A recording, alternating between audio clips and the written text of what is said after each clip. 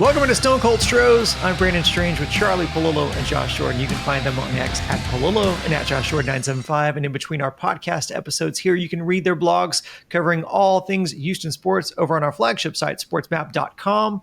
On today's episode, as the Astros surpass the midway point of this slog of consecutive games, the baseball gods continue to do their thing. We'll do a wellness check on the roster. Who needs a break, who's about to get a long one, and who's on the verge of coming back. Jordan, please. We'll dig into all that next. Just a reminder, hit like on the video, subscribe to the channel, click the bell for notifications so you know as soon as new content drops. And if you're on the go, we're on all your favorite podcast apps where you can listen to us. Just search Stone Cold Stros. So, gents, as the expression goes, you win some, you lose some. For Houston this season, it's been about every other game. That's been about exactly right. They split the series with Texas, going 2-2. Waste an incredible outing from Hunter Brown in the opener, but in fairness, DeGrom spun a gem on the other side. Both wins in the series were of the late game variety, come from behind. In all honesty, it was kind of eye-opening how similar these two teams were to one another. Good pitching, underwhelming offenses. Guys, what are your thoughts on the state of the Astros as they continue to march through this marathon of games with no day off until next week? The late inning comebacks were nice, especially on top of having put two of those up against Kansas City on the last homestand. You hit it, even Steven, the 4-game series, the two teams with the underperforming, not necessarily underachieving lineups. If you're just not that good, you're not really underachieving. Starting pitching for both teams, very solid. The Rangers bullpen, as it was coming into the season, a tinderbox. Bruce Bochy's more of a bullpen whisperer when he has better relievers down there, while Hader continues to be airtight. Abreu's been outstanding. Brian King. So, as we said last week, only a big series if the results were extreme. The big winner of the weekend was Seattle. The Mariners go into San Diego and give up 1 run per game, each of 3 in sweeping the Padres. So this is not a critical week for the Astros unless it goes to hell in a handbasket or if they're suddenly unbeatable. But the Mariners play 3 at the White Sox. One assumes at one's own risk. See the Astros at the White Sox a month or so ago. But you figure the Mariners will take at least 2 out of 3 against the woeful Shy Sox. So the Astros either need to do the same with the 3 against the Rays, or they'd be looking at a 3.5 game deficit when the Mariners come here for 4 this weekend. Not a do or die series by any stretch.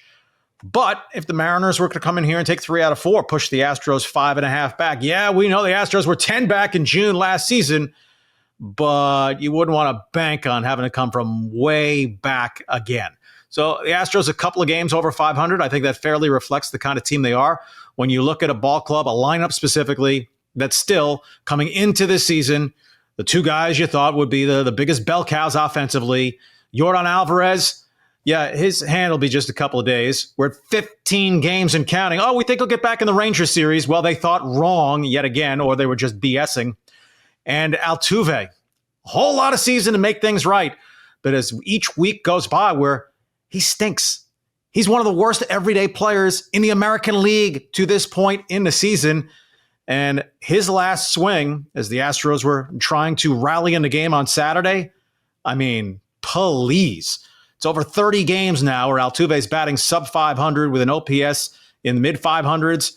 And the numbers are even worse. The first 15 games of May, batting about 170 with an OPS sub 500. Frame of reference time, in his worst season with the Astros, Martin Maldonado's OPS was 573. Altuve's well below that over more than a month now. Yeah, I was going to wait on Altuve, Charlie, but you already got me there. Get your mind wrapped around this. Altuve has 1 hit in his last 5 games. He has 0 RBIs and 0 homers in the month of May. It's almost Memorial Day, guys. Like this is extremely concerning, and it all ticks. It's actually getting worse. You know, he's hitting 193 over his last 30 games. Over his last 15 games, he's hitting 175. Over his last 7 games, 148. Are we seeing a trend? It just keeps getting worse as we're going along here.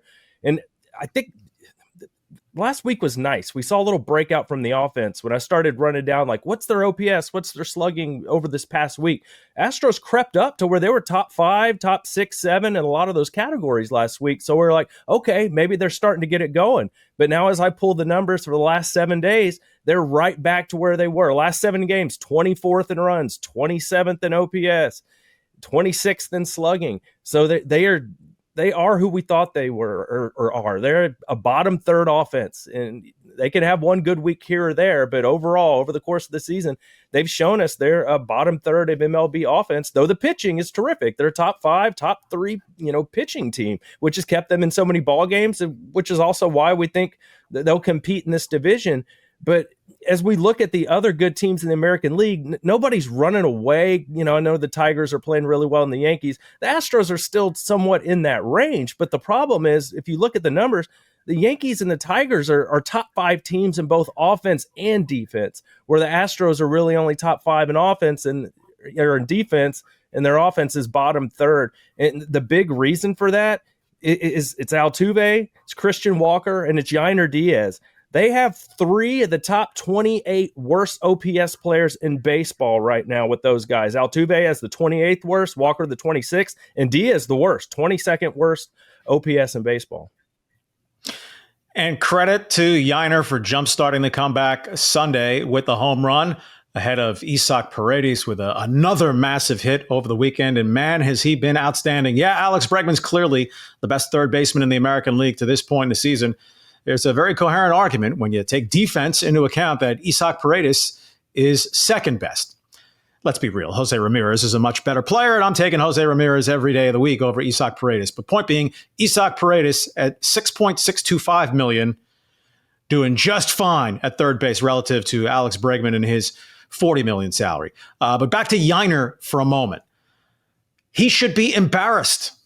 And so should anyone involved with developing younger hitters or trying to develop younger hitters that, we're into the back half of May, 157 at-bats, official at-bats. Yainer Diaz has 4 walks. That is an embarrassing lack of plate discipline. And even with the batting average now above the dregs of the AL, 230 range, the on-base percentage, 260s going into the week. That's pitiful.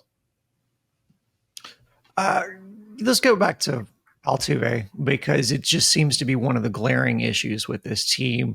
Everyone has invoked the Jose Abreu comp when talking about Christian Walker on this team, and that's obviously because they were both free agent first basemen brought on who have been underwhelming in their debuts.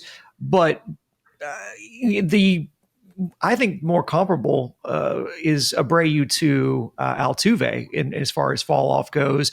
You mentioned Martin Maldonado because of how bad the numbers have been, Charlie.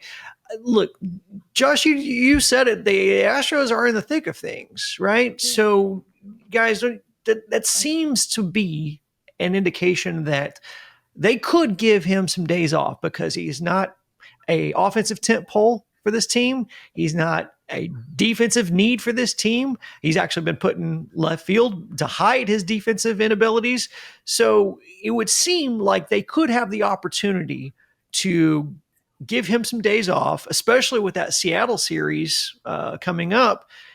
Again, it's not like he's the backbone of anything they're relying on right now. Are you surprised that Joe Espada hasn't forced the issue a little bit and given Jose at least a couple more days off? If not at least just one more day off. Not really surprised given the way he handled it last season. And as we discussed, okay, they were in such a deep hole. The idea was, well, we can't afford to sit Jose Altuve. Jose Altuve from mid-May on last season was okay. His OPS was 740 from mid-May on, which is all right. It's not remotely close to elite. It'd be one of Altuve's worst seasons in the major leagues. He had a brilliant start last season. He had a hot start the first 2 weeks this year. Now he has been atrocious for over a month. The only day he's gotten off was after he tweaked the hamstring. And he got 1 day off and he was back in there. The compound interest on this is that Rodgers has been just inept offensively. Classic case of, well, if you look at his stats at Colorado, he looks decent. Yeah, everywhere else he sucked his whole career. And with the Astros offensively, he sucks.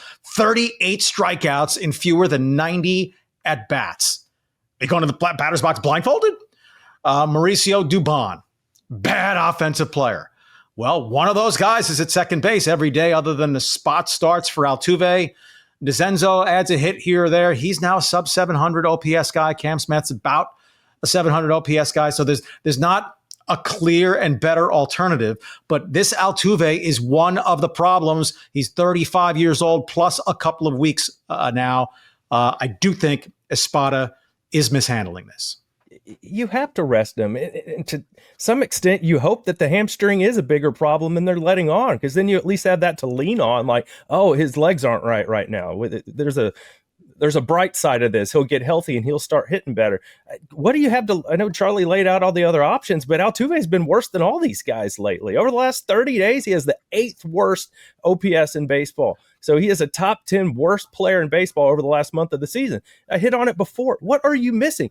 0 RBIs, 0 home runs in the entire month. And he's hitting with Jeremy Pena getting on base all the time, hitting after him, and he still hasn't driven any runs in. Something has to be done here. They got to give him a few days off, figure it out. Hopefully that hamstring's okay. But Brandon and I were talking off video. It's like, Nico Collins for the Texans pulls a hamstring and he misses a month. And I know they just said tightness with Altuve, but he's 35 years old and they give him like a day or two off and that's it. Like, what are we doing? Well, considering what the Astros told us about Jordan and Wesneski and countless other pitchers the last 2 years, perhaps we should just be glad that Altuve hasn't ripped that hamstring completely off the bone by playing since then. But you referenced Abreu, Brandon. 2023, Jose Abreu. Boo! What a waste of money. His OPS for the season was 680. Altuve for this season is 641, and as we discussed, much worse than that over the last month and change. Just a quick message. If you're interested in advertising your service or product on this show, you can contact our friends on the sales team at houston.sportsmap.com/advertise. The link is also in our description. You brought up Wesneski, so let's probably get into that. Houston finally confirms that Hayden Wesneski will need Tommy John surgery. Our thoughts obviously go out to him because that's a real bummer considering the season he was having. It seemed like he was really carving out a place for himself in this rotation. Speaking of this rotation, we saw another McCullers start, 4 innings pitched, 4 hits, 2 strikeouts, no earned runs, operative word being earned because he misplayed what should have been a double play ball that led to 2 runs, I believe. We still have another week to go before Houston gets their next day off. Do you see the McCullers outing as progress? And how do you see Espada and Brown navigating the next few days with this pitching staff? On the one hand, it couldn't possibly have not been progress relative to the start against Cincinnati. And the Rangers offense is bad. Right? Yeah. 3rd fewest runs per game scored in the American League. Nevertheless, it was progress. I mean, that he took 83 pitches to throw 4 innings. That's the Lance McCullers experience, but he didn't get his doors blown off, worked around some trouble until bad throw, but a ball, frankly, that Pena should have caught. But it's no more meaningful than the red start was his career's over, right? It's what becomes closer to your norm. So he's in line to pitch one of the games against Seattle this weekend. And Wesneski, Josh, you framed it pretty much on point, I thought, before we fired up the big podcast machine, so I'll let you have it that. Yeah, the guy's having issues with velocity being down and maybe some arm stuff, and it wasn't just 30. He threw like 40 pitches in that first inning of that game, and then he goes, you're going to let him do that when you know he's having arm trouble. Last year, he had elbow discomfort with the Cubs and missed some time, and then you're surprised it comes out that it's going to be Tommy John surgery. I just wonder, like, when do they decide when to do imaging and when not to do imaging? Are there discussions of like, well, he sounds like he's okay, so we don't want to pay for the MRI, or we don't feel it's necessary? The Astros have like an entire starting rotation of guys with hurt arms right now. So it makes you wonder if they're just mismanaging this stuff. If I know a guy's down in velocity and we push back his start, and then you let him go out there and throw 40 pitches in the first inning, and then he has Tommy John surgery after that. It just sounds like malpractice to me. What are they doing? And as they were skipping his turn, Joe Espada, who's no doctor, are the doctors fooling him? Are they trying to fool themselves? Are they just being foolishly optimistic? Are they trying to fool us? Where Espada was saying, Wesneski's fine. He's not hurt. He was hurt. And they sent him out there and he settled it once and for all. I mean, it was last week, early in the week, where I said, among us, who's thinking, well, we may not see Wesneski till 2026. And here we are. Which brings us to one interesting call for the Astros this week I pitch out.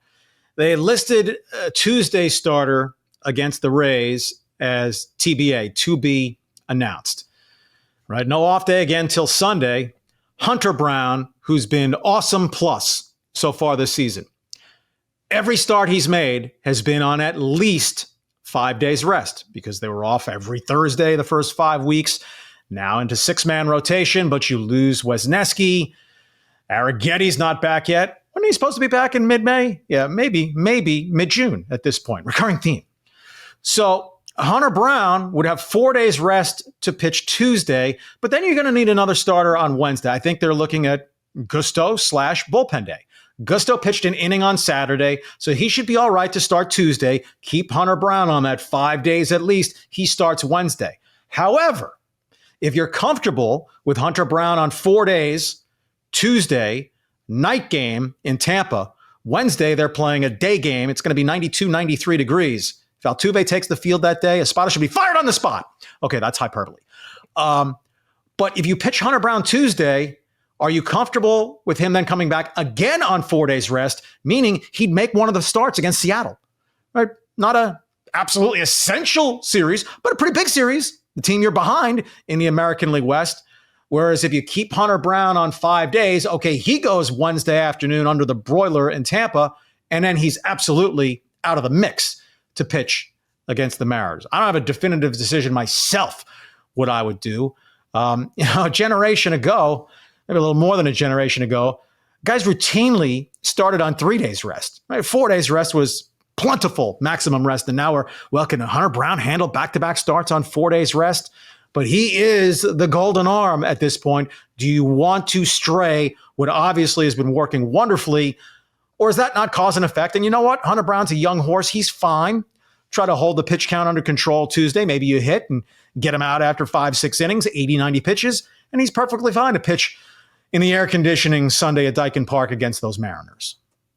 Well, it's even more concerning about the idea of pushing Hunter Brown, because I want to go back to Wesneski, something you said, Charlie. You said see him in 2026. If you're lucky, because that would be the first time we've seen an Astros pitcher make it back within a year of Tommy John surgery. I don't think there's any chance. Where's Luis Garcia? It has been it takes so long for Astros pitchers to make their way back from TJ or other Unhappy surgeries. Second anniversary, by the way, to Luis Garcia on his Tommy John surgery. 2 years, he's nowhere close. Christian Javier did throw 15 pitches in the bullpen the other day.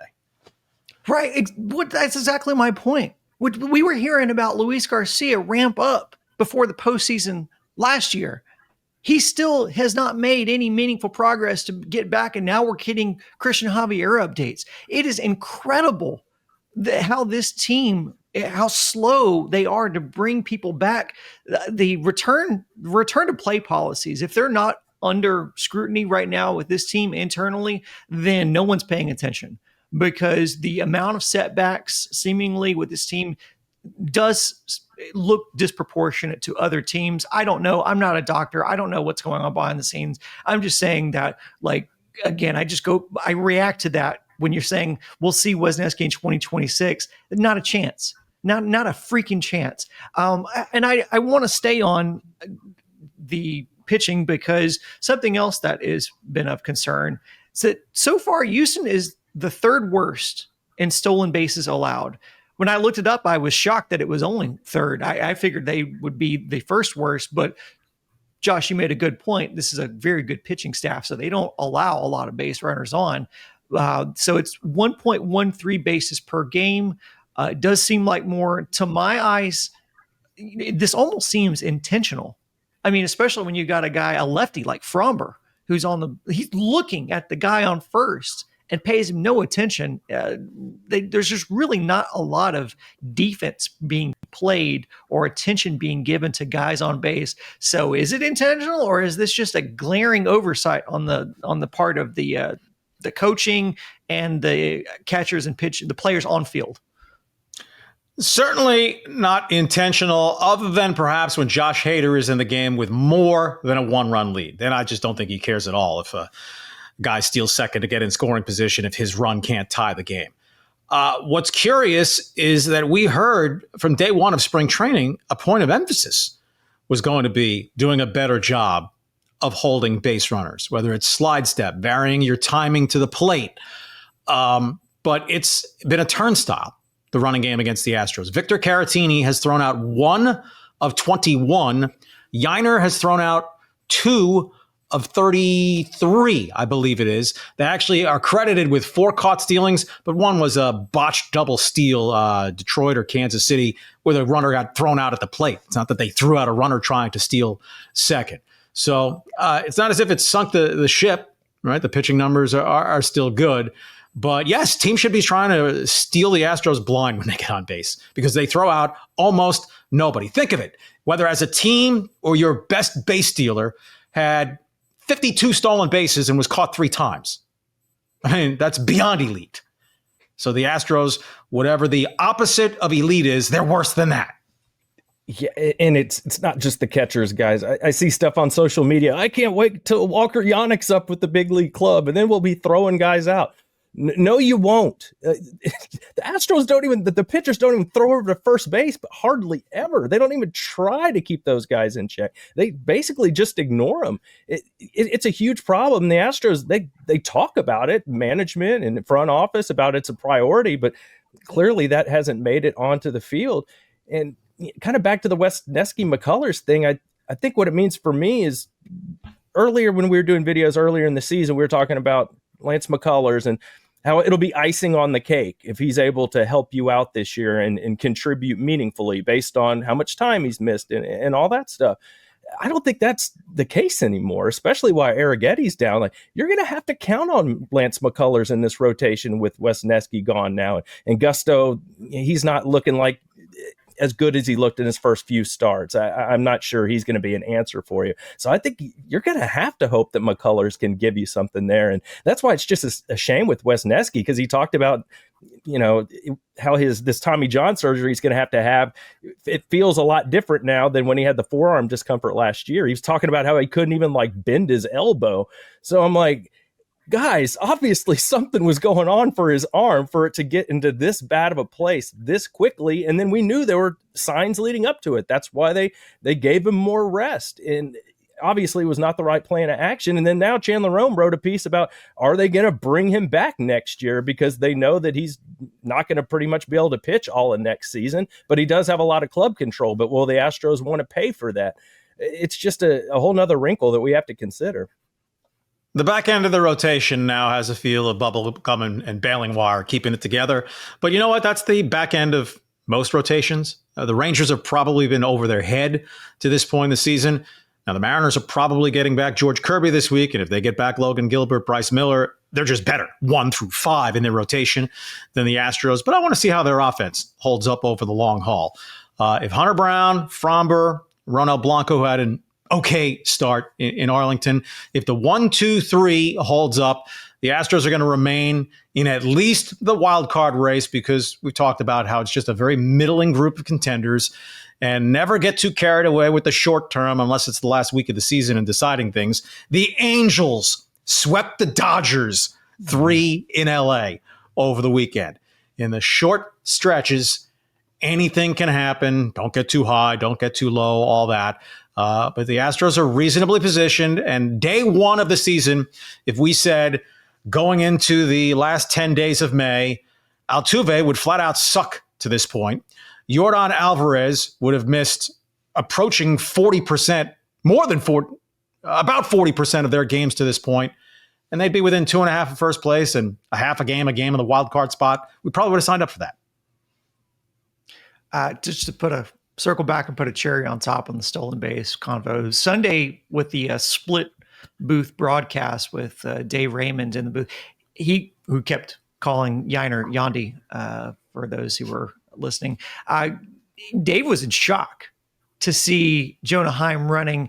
That was Heim's third stolen base for the season. The next bag he steals this season will be a career high for him because he's only ever stolen 3 in a season.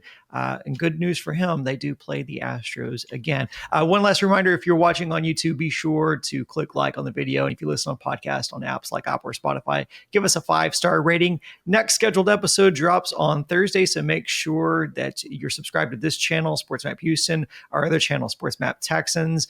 We just did a season preview over on Sports Map Texans, so if you haven't watched that yet, go check that out. We do appreciate it, but we also drop emergency episodes as news breaks. So make sure those notifications are on. Thanks for listening. For Charlie and Josh, I'm Brandon saying so long, and until next time, go Stros.